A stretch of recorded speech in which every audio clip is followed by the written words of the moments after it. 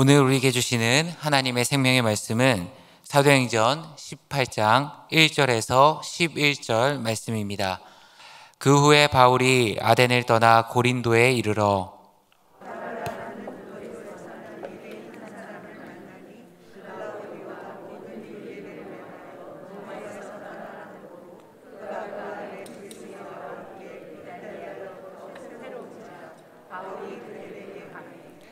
생업이 같으므로 함께 살며 일을 하니 그 생업은 천막을 만드는 것이더라.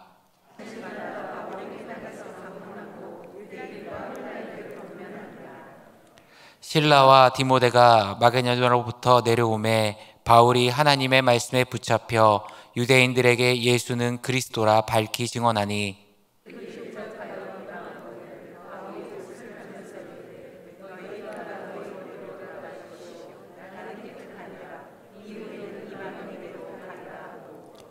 거기서 옮겨 하나님을 경외하는 디도 유스도라 하는 사람의 집에 들어가니 그 집은 회당 옆이라.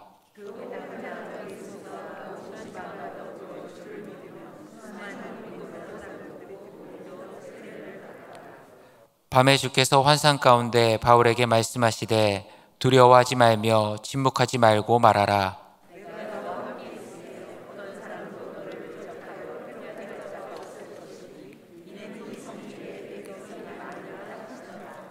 함께 읽겠습니다. 1년 6개월을 머물며 그들 가운데서 하나님의 말씀을 가르치니라. 아멘. 인간에게는 확인하고 싶은 감정이 있습니다. 어떤 말이 사실인지 아닌지 확인하고 싶어 합니다. 또한 다른 사람의 마음이 어떠한지, 진실이 무엇인지 확인하고 싶어 합니다. 특별히 관심을 가지는 사람의 경우에는 더욱 그러하게 됩니다. 특별히 사랑에 빠지게 됐을 때 상대방의 마음을 확인하고 싶어 합니다. 나를 진실로 사랑하는지, 사랑한다면 얼만큼 사랑하는지 확인하고 싶어 하고 알고 싶어 하게 됩니다. 사랑을 확인하기 위해서는 사랑에도 고유한 언어가 있다는 것을 알아야 됩니다. 사람마다 고유한 사랑의 언어가 있습니다. 게리 셰프먼의 5가지 사랑의 언어라는 책에서 이것을 잘 표현하고 있는데요.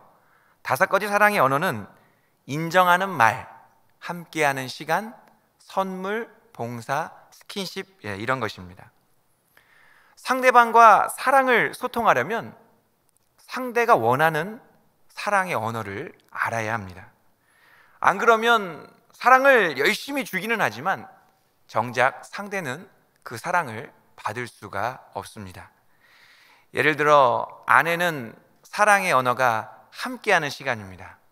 함께하는 시간을 가져야 사랑을 받는다고 느끼는 것이지요. 그런데 남편이 너무 바빠요. 그러다 보니까 함께하는 시간은 못 주면서 계속해서 선물 공세만 하려고 합니다. 그러면 사랑이 소통되지 않는 것입니다. 사랑의 언어가 다르다 보니까 서로의 사랑을 확인하기가 어려운 것입니다.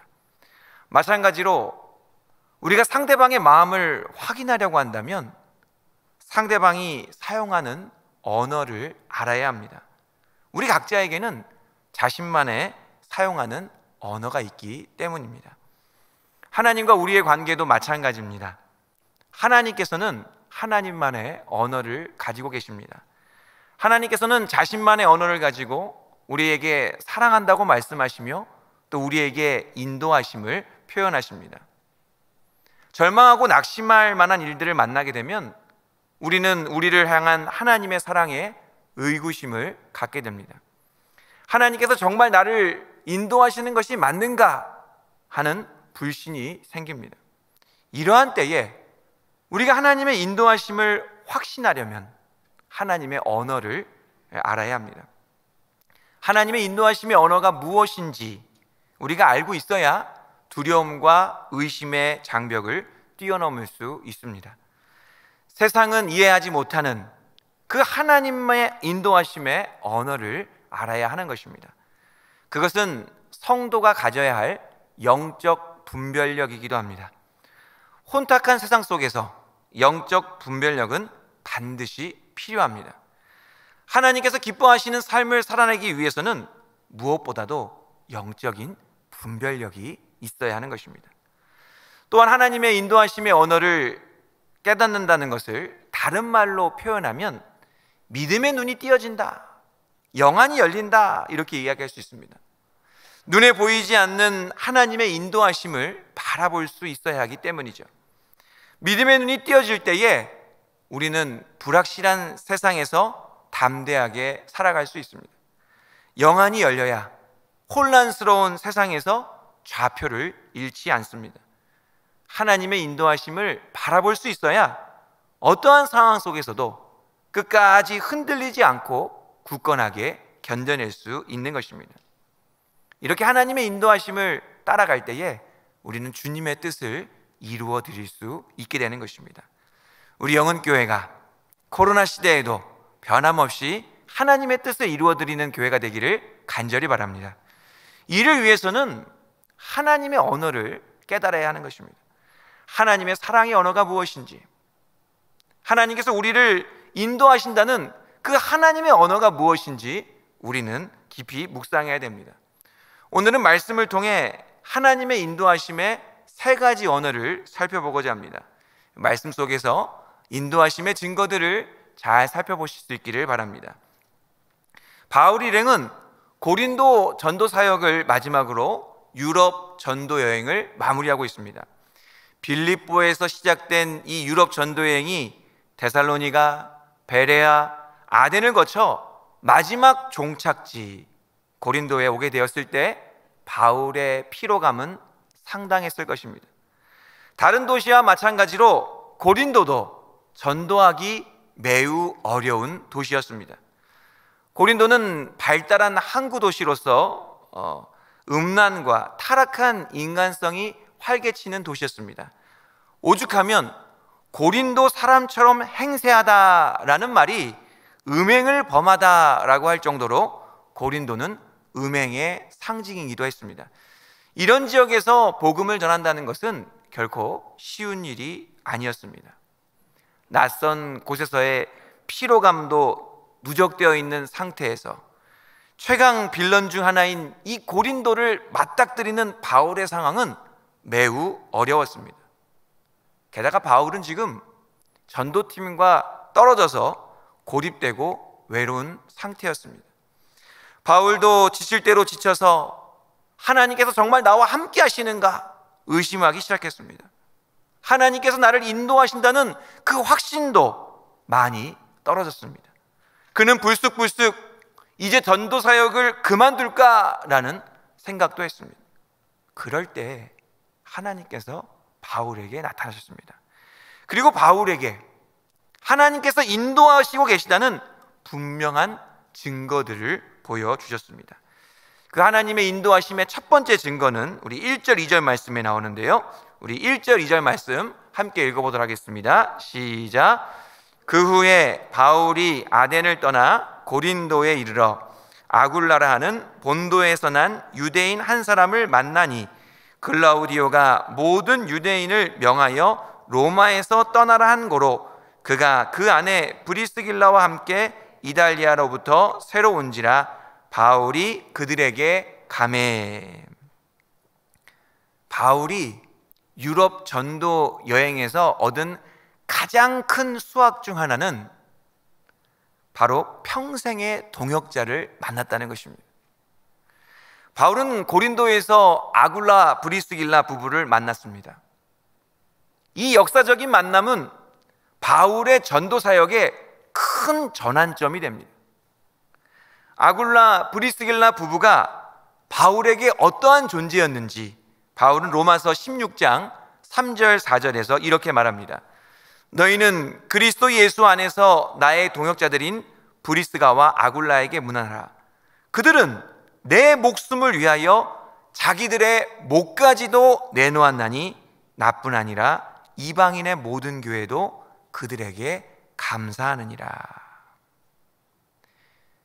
이들의 고린도에서의 만남이 얼마나 기뻤던지, 시간이 가면 갈수록 그 관계가 흐려지는 것이 아니라 오히려 더욱 깊어졌습니다. 그래서 위기의 순간에 아굴라 부부는 바울의 목숨을 위하여 자기들의 목까지도 내놓았다라고 합니다. 사람이 다른 사람을 돕고 섬길 때 기본적으로 나에게 피해가 안 오는 데까지만 도우려고 합니다. 도와주는데 나에게 피해가 생기면 도와주기가 싫어지게 되죠. 그것이 인간의 기본 감정인데 바울과 아굴라 부부의 관계는 그런 관계가 아니었다는 것입니다. 자신에게 손해 정도가 아니라 자신의 목숨이 위태로워지면서까지 상대를 돕고 섬긴 것입니다. 아굴라 부부만 바울에게 그렇게 했겠습니까? 당연히 바울도 아굴라 부부를 위해 얼마든지 그러한 희생을 감수할 수 있었을 것입니다. 예수님께서 요한복음 15장 13절에서 사람이 친구를 위하여 자기 목숨을 버리면 이보다 더 큰 사랑이 없다, 이렇게 말씀하셨습니다. 희생할 수 있는 것이 진정한 사랑입니다. 희생 없는 사랑은 말과 혀로만 하는 사랑인 것이죠. 진정한 사랑을 서로에게 나눌 수 있는 것이 진짜 동역자인 것입니다.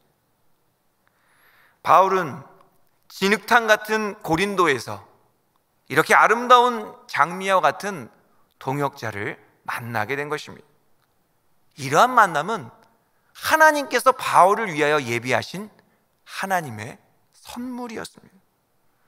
바울에게는 아굴라 부부가 하나님의 선물이었고 아굴라 부부에게는 바울이 하나님의 선물이었습니다. 하나님의 길을 걸어가다가 평생에 진정한 동역자를 만난다는 것, 그것이 바로 하나님의 인도하심의 첫 번째 증거인 것입니다. 하나님의 인도하심을 따라갈 때에는 아골 골짜기나 빈들이라도 괜찮습니다. 하나님께서 주시는 만남의 축복이 기다리고 있기 때문입니다. 평생을 함께하게 될 동역자들이 기다리고 있기 때문인 것입니다. 비록 어려운 상황이라 할지라도 우리가 동역자들을 만나게 될 때에 우리는 하나님의 인도하심을 확신할 수 있습니다. 살아가면서 하나님께서 허락하신 동역자들을 만난다는 것은 가장 큰 축복 중에 축복인 것입니다. 그러한 축복이 저와 여러분에게 충만할 수 있기를 간절히 바랍니다. 우리는 수많은 만남을 갖습니다. 그러나 모든 만남의 관계가 동역자가 이루어지는 것은 아닙니다. 진정한 동역자의 관계를 이루기 위해서는 두 가지가 필요합니다. 하나는 하나님이라는 구심점이고 또 다른 하나는 진정한 사랑입니다. 바울과 아굴라 부부가 서로를 위해 목숨까지 내놓을 수 있을 정도로 사랑하게 된 것은 단순히 인간적인 감정만은 아니었을 것입니다. 그것은 하나님 덕분이었습니다. 바울도 하나님을 정말 사랑했고 아굴라 부부도 하나님을 정말 사랑했습니다. 아굴라 부부는 바울을 통해 하나님을 더욱 깊이 만나게 되었고 바울은 아굴라 부부를 통해 하나님의 따뜻한 사랑을 경험했습니다. 그러다 보니까 서로를 위해 얼마든지 희생할 수 있는 사랑을 하게 된 것입니다. 하나님이라는 구심점 덕분에 가능하게 된 것입니다. 그래서 진정한 동역자는 하나님의 선물인 것입니다. 다른 교회에서 이전의 교회에서 제가 청년 사역할 때의 일입니다. 청년들과 이렇게 일을 진행하다 보니까 서로 의견이 잘 안 맞아서 상황이 어렵게 된 때가 있었습니다. 그간의 오해도 많이 쌓이고 여러 가지 문제들도 있다 보니까 마음도 서로 좀 상했었습니다. 함께 일을 하다 보면 얼마든지 그런 일은 생길 수 있는데 이 일을 어떻게 해결해야 되나 고민하고 있었습니다. 그런데 평소 저와 친하게 지내던 한 청년이 이러한 내막을 알게 되었는지 갑자기 저에게 메시지를 보내왔습니다. 특별한 이야기가 없는 짧은 단문이 왔습니다. 목사님, 저는 무슨 일이 있어도 목사님 편입니다. 사랑합니다. 이렇게 연락이 왔습니다. 문자를 보고 있으니까 한편으로는 위로도 받고 고맙기도 했습니다. 그렇지만 그냥 고맙다고만 답을 하면 안 될 것 같아서 제가 이렇게 답장했습니다. 그래, 그렇게 말해줘서 정말 고맙다. 그렇지만 나는 우리 모두가 한편이었으면 좋겠다. 그러니까 우리 모두 예수님 편하자. 이렇게 답장했습니다. 저에게 연락했던 청년과 제가 한편이 되었다고 한다면 다른 청년들은 다른 편이 되었을 것입니다. 그것은 하나님께서 원하시는 일이 아닙니다. 한 사람이 하나님 편에 설 때에 하나님 편에 선 사람 모두는 다 한편인 줄로 믿습니다. 하나님께서는 그렇게 우리가 한 팀을 이루어 가기를 원하십니다. 그것이 하나님의 동역자들이 이루어가는 한 팀의 모습인 것입니다.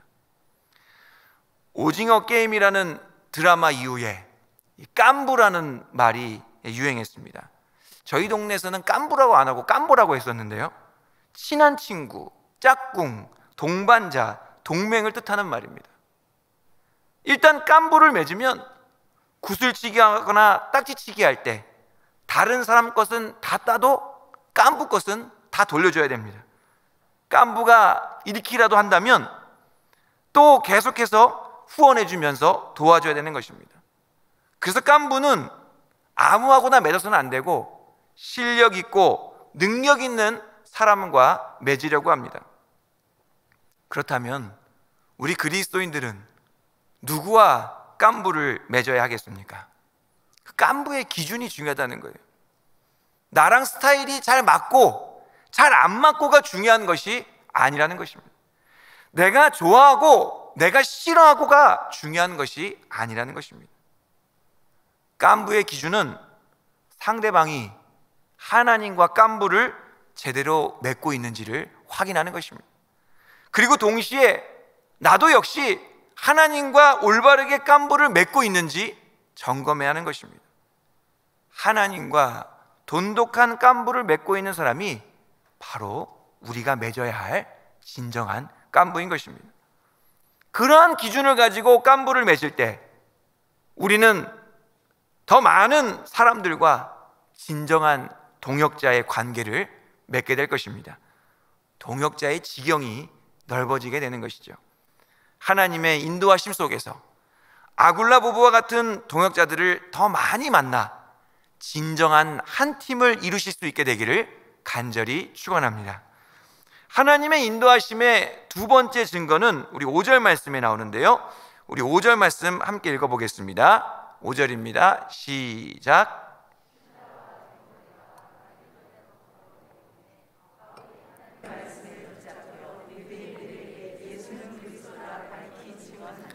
아멘. 실라와 디모데가 고린도에 도착했습니다. 바울에게 있어서 아굴라 부부가 새로 만난 동역자라면 실라와 디모데는 예전부터 함께 오던 동역자였습니다. 바울은 이들의 합류를 통해 놀라운 일을 경험하게 됩니다. 5절 말씀 중간에 보니까 바울이 이들을 만나고 나서 하나님의 말씀에 붙잡혔다, 이렇게 기록하고 있습니다. 여기서 붙잡혀라는 이 헬라어는 무엇인가에 지배당하다, 소유당했다라는 뜻이 있습니다. 바울이 갑자기 하나님의 말씀에 의해 철저하게 지배를 당했다는 거예요. 말씀의 통치를 받게 되자 바울은 자신도 주체할 수 없는 정력과 확신으로 담대히 무장되었습니다. 이것이야말로 하나님께서 지금 바울을 인도하고 계신다는 가장 강력한 증거인 것입니다. 하나님께서 인도하실 때에는 말씀의 소유가 됩니다. 말씀의 통치를 받게 되는 것입니다. 그렇지 않을 때에는 내가 내 삶의 주인이 되어 내 마음대로 내 삶을 통치합니다. 성경에는 하나님께 붙잡혔을 때와 그러지 않았을 때의 모습을 적나라하게 보여주는 인물들이 있습니다. 삼손이 그 대표적인 인물입니다. 삼손에게 여호와의 영이 강하게 임했을 때 그는 천하무적이었습니다. 하나님의 대적자들을 진멸했고 하나님의 영광을 나타냈었습니다. 그러나 여호와의 영이 떠났을 때에 그는 두 눈이 뽑힌 채로 비참한 상황에 내몰리게 됩니다. 다윗도 마찬가지입니다. 다윗이 하나님께 통치받을 때에는 자신을 원수같이 여기던 사울을 죽일 기회가 있어도 사울을 죽이지 않았습니다. 그러나 이제 다윗이 왕이 되어서 스스로 통치할 때에는 자신에게 충성스러웠던 우리아를 죽이고 그의 아내 밧세바를 범하는 끔찍한 일을 저질렀습니다. 하나님의 말씀에 붙잡히지 않는 그 삶의 차이가 한 인간 안에서 이토록 크게 나타나는 것입니다. 바울도 그러합니다. 스스로 자신을 통제할 때에는 예수 믿는 자들을 핍박했었습니다. 그러다가 예수님께 통제를 받기 시작하자 그의 삶은 정반대로 바뀌었습니다. 예수에 대한 믿음을 핍박하는 자에게서 예수에 대한 믿음을 수호하고 전도하는 자로 바뀌게 된 것입니다. 그는 예수에 대한 믿음을 위해 옥에 갇히기도 했고 매도 수없이 맞았고 여러 번 죽을 뻔했습니다. 40에서 하나 감한매를 5번이나 맞았고 3번 태장으로 맞았고 돌로 맞았고 3번 파산하고 일주야를 깊은 바다에서 지내기도 했습니다. 강의 위험과 강도의 위험과 동족의 위험과 이방인의 위험과 신의 위험과 광야의 위험과 바다의 위험과 거짓 형제주의 위험 등을 당했습니다. 온갖 위험 속에서 그는 수고하고 애쓰며 여러 번 자지도 못했고 줄이고 목말랐으며 여러 번 굶고 춥고 헐벗은 삶을 살았습니다. 어떻게 이런 일이 가능했습니까? 하나님의 말씀에 붙잡힌 덕분이었습니다. 하나님의 말씀에 붙잡히자 그의 고난의 경력은 더 이상 수치와 치욕이 아니라 무용담과 미담이 되었습니다. 하나님의 인도하심 안에서 우리의 고난은 간증과 신앙 고백이 되는 것입니다. 변화된 삶을 원한다면 무엇보다도 하나님의 말씀에 붙잡혀야 됩니다. 우리의 근심과 걱정이 하나님께서 인도하셨다는 자랑이 되려면 하나님의 말씀에 붙잡혀야 하는 것입니다. 우리의 삶은 그렇게 하나님께 붙잡힘과 그렇지 않음 사이에 놓여 있습니다. 그래서 항상 하나님의 말씀으로 우리를 붙잡아 달라고 우리는 기도하며 하나님의 인도하심을 간구해야만 하는 것입니다. 올해 우리 교회 표어가 지경을 넓히다 했습니다. 하나님의 인도하심을 받아야 울타리를 넘을 수 있습니다. 말씀에 붙잡히고 성령의 다스림을 받을 때에만 나의 지경이 넓어질 수 있습니다. 지난 한 해를 살아가면서 우리는 이것을 또 한 번 확인했습니다. 내 힘으로는 안 되는구나. 아무리 울타리를 넘어보려고 해도 내 노력으로는 안 되는구나. 말씀에 붙잡힐 때에만, 하나님의 인도하심을 받을 때에만 우리는 계속해서 지경을 넓혀갈 수 있을 것입니다. 2021년은 끝나가지만 우리는 계속해서 지경을 넓혀가기 위해 기도해야 할 것입니다. 하나님의 말씀에 붙잡히기를 원합니다. 하나님의 통치와 다스림 안에서 지경을 넓혀가기를 원합니다 라고 간구해야 될 줄로 믿습니다. 하나님께서 때를 따라 응답하심으로 우리에게 인도하심의 증거를 보여주시고 우리의 지경을 넓혀주실 줄로 믿습니다. 마지막으로 하나님의 인도하심의 증거는 9절, 10절 말씀에 나오는데요, 우리 9절, 10절 말씀 함께 읽어보겠습니다. 밤에 주께서 환상 가운데 바울에게 말씀하시되 두려워하지 말며 침묵하지 말고 말하라.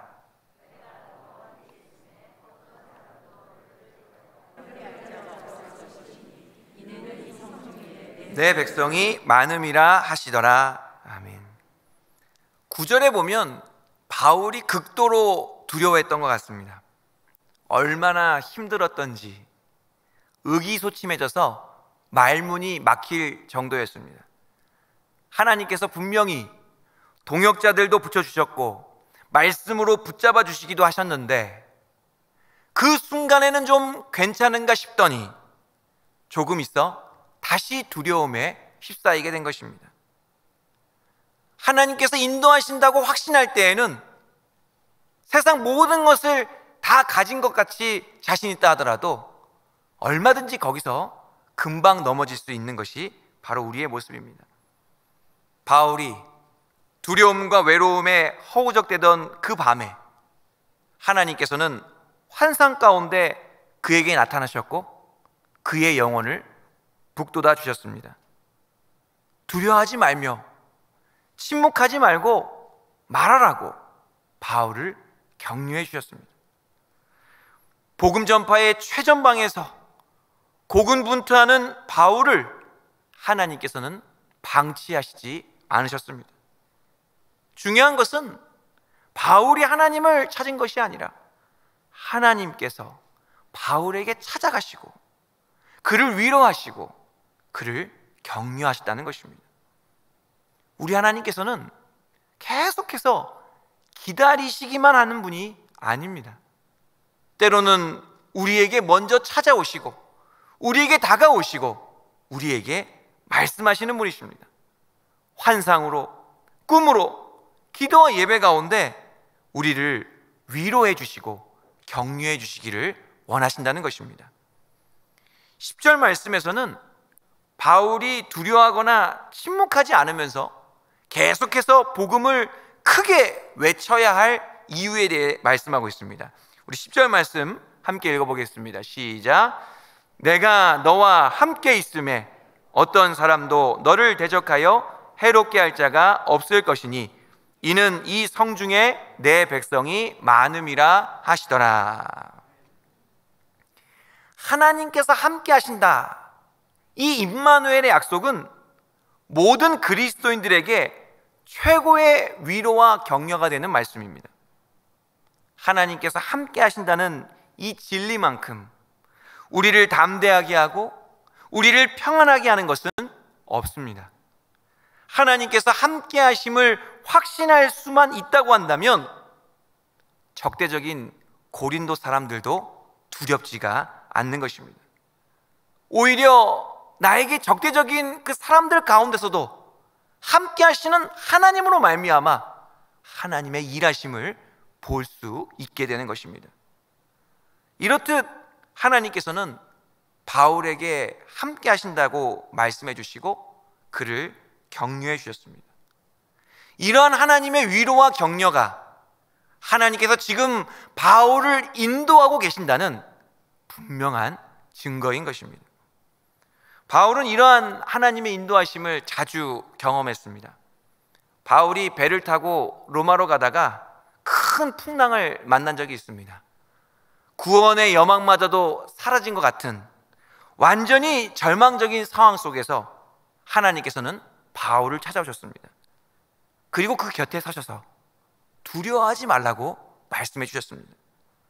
또한 하나님께서는 바울이 겪는 수많은 환난마다 바울을 위로해 주셨는데 얼만큼 그를 위로해 주셨느냐? 고린도후서 1장에서 바울은 하나님의 위로를 이렇게 말합니다. 하나님께서는 자신이 당한 환난을 위로해 주시는데 그 모든 환난을 다 위로받고 이제는 능히 다른 사람을 위로할 수 있을 때까지 그토록 하나님께서는 바울을 위로해 주셨다라고 말씀합니다. 위태로운 상황이라 할지라도 하나님의 위로와 격려가 우리에게 있다면 내가 지금 하나님의 인도하심을 잘 받고 있구나, 내가 지금 잘 가고 있는 거구나, 이렇게 우리는 확신할 수 있습니다. 그러나 지금 내 삶에 하나님의 위로와 격려가 결핍되어 있다고 한다면 모든 것이 잘 되고 있는 것 같아 보이는 것이 오히려 더 위기인 것입니다. 하나님의 위로와 격려가 지금 내 삶 속에 있는지 없는지를 점검하는 것은 하나님의 인도하심을 분별할 수 있는 중요한 단서인 것입니다. 하나님께서 맡기신 길을 걸어가다 보면 꽃길만 걸어갈 수 없습니다. 어쩔 수 없이 비탈길, 가시밭길, 진흙탕길을 걷게 됩니다. 그러나 하나님의 인도하심이 있다고 한다면 우리가 걷는 모든 길이 꽃길이 되는 줄로 믿습니다. 하나님의 인도하심 속에서 주님의 위로와 격려로 인하여 언제나 꽃길만 걸으시는 저와 여러분들이 될 수 있기를 간절히 바랍니다. 올 한 해도 코로나가 우리와 함께 했지만 더 중요한 사실은 신실하신 하나님께서 우리와 함께 하셨습니다. 하나님께서는 매 순간마다 우리를 인도하여 주시고 보호하여 주셨습니다. 그러기에 우리가 오늘 이 자리에 있는 줄로 믿습니다. 오늘 말씀에서는 하나님의 인도하심의 증거가 무엇인지 살펴보았습니다. 우리를 인도하시는 그 하나님의 언어가 무엇인지 확인해 봤습니다. 오늘 말씀을 가지고 지나간 한 해를 되돌아보실 수 있기를 바랍니다. 찬송가 429장 가사는 이러합니다. 세상 모든 풍파 너를 흔들어 약한 마음 낙심하게 될 때에 내려주신 주의 복을 세어라. 주의 크신 복을 내가 알리라. 받은 복을 세어보아라. 크신 복을 내가 알리라. 받은 복을 세어보아라. 주의 크신 복을 내가 알리라. 오늘 말씀을 기억하시면서 인도하심의 증거들을 세어보셨으면 좋겠습니다. 올 한 해 동안 하나님께서 나에게 어떤 동역자들을 만나게 해주셨는지, 하나님께서 언제 나를 말씀으로 강하게 붙잡아 주셨었는지, 어렵고 힘들었던 순간마다 우리를 찾아오시고 위로해 주시고 격려해 주셨던 하나님을 떠올려 봤으면 좋겠습니다.